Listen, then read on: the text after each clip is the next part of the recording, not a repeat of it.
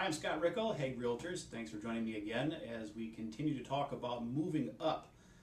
Once you make your decision to move up from your current house to your next one, you've got a few decisions to make how to transition. One of those is finance. I won't spend too much time on finance here, but generally this is where your banker or lender gets involved, and you need to decide what you're going to do to finance this house if you're not paying cash for it. You may or may not have proceeds from your first house. If your first house is paid off, then you should have a fair amount of proceeds to apply to the second one. Some people are even upside down on theirs by the time they sell it and pay selling expenses. So you have a varying amount of proceeds you can put towards that next house. Your banker will help you figure out what you're qualified for. Generally, in order to close on that next house, down payment wise, if you're using FHA financing, you're going to need at least 3.5%.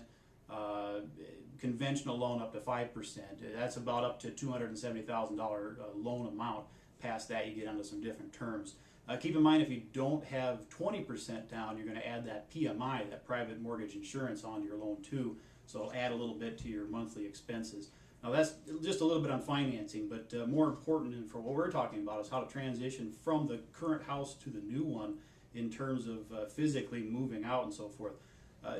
Generally, you have three choices, the three common choices anyway. First one would be to just simply buy a house. If you have the wherewithal to do that, you have the cash, or if your current home is paid for and you don't have a mortgage for that, then you can probably just go ahead and purchase the house that you want to have. If you have a mortgage on your current house and you wish to mortgage the second one also, of course, you're going to have your lender's approval for you to do that. So that'll require a letter when you're buying that second house to show that you can carry both payments. Second option would be to go ahead and sell your house and wind up moving twice. Find a temporary rental, go to an apartment, condo, a rental house of some sort, and just wait till you find just the right house to buy. Then you'll know how much exactly you have for proceeds from the first sale. You'll know exactly where you stand. A little more effort involved in that. You're going to have to move twice. It's kind of a pain.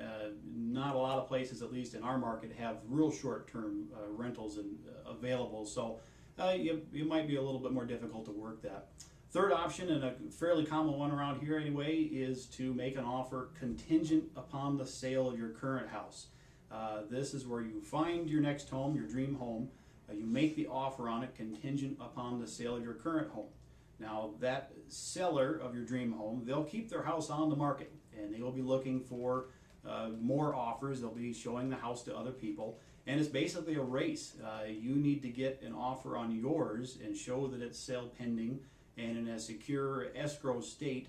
Then you can lift that contingency with the dream home, your second home, and then they'll put that sale pending sign up and you can set a firm closing date. But until that time, you're just in a race to get yours sold and get an offer on yours before somebody else goes in and tries to buy the same house that you're trying to buy. So a couple different choices for you there. Hope this helps you make a decision for which transition works best for you. Thanks.